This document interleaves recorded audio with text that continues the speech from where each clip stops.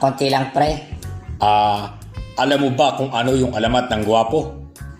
Hindi eh. Ano ba pare yung alamat ng gwapo? Ganito yung pare.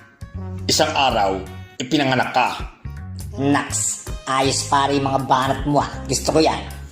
Tuwang-tuwa ka naman pare. Tandaan mo pare, ang alamat ay isang katang isip lamang o malayo sa katotohanan. Buset. It's joke time! Papa, buntis po ako.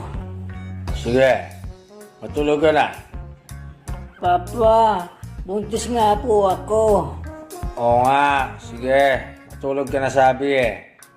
Papa, di ka man ba magagalit sa akin? Di mo ako sasampalin? Anong klaseng ama ka?